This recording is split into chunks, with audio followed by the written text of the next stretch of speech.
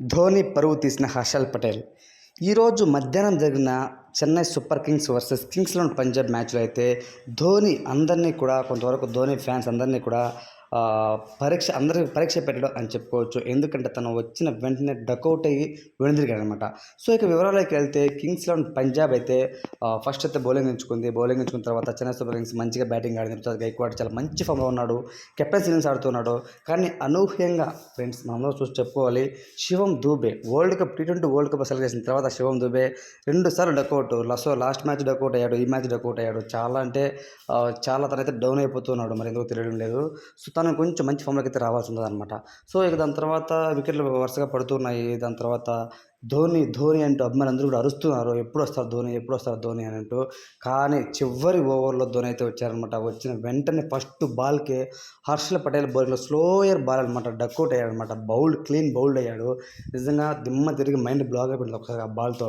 So credit మొత్తం bowler Harshal పటేల్కి ఇవ్వచ్చు అనమాట. చాలా మంచిగా అయితే స్లో బాల్తో బౌల్టా కొట్టొచ్చాడు ధోని అని చెప్పుకోవచ్చు.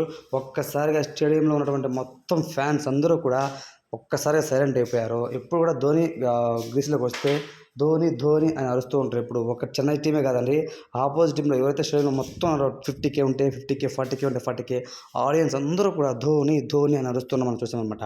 డెసిబల్స్లో కూడా రోహిత్ శర్మ కంటే తక్కువ సెకండ్ పొజిషన్ ఉన్నాడు ధోని. సో 124 డెసిబల్స్ సౌండ్స్తో ధోని అని అరుస్తున్నారంటే మనం అతిశయోక్తి చూసుకోవచ్చు అనమాట, తనకి ఎంత మంచి ఫ్యాన్ బేస్ అనేది.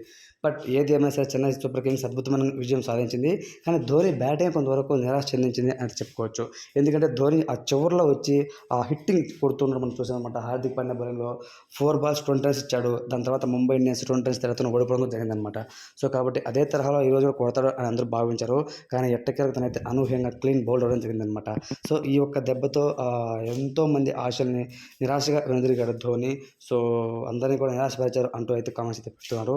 ధోని యొక్క ఇన్నింగ్స్ మీకు ఎలా అనిపించిన కామెంట్ మీద తెలియచేయండి. అంటే తను డకౌట్ అయ్యాడు ప్రీవియస్ మ్యాచెస్, సో ఈ మ్యాచెస్తో కంపేర్ చేసుకుంటే తన ఆటతే ఏ విధంగా ఉన్నది కామెంట్ మీద తెలియచేయండి. అలానే చెన్నై సూపర్ కింగ్స్ కూడా ఒక స్టెప్ ముందుకేసి రన్ రేట్ కూడా చాలా బాగుంది దానికి.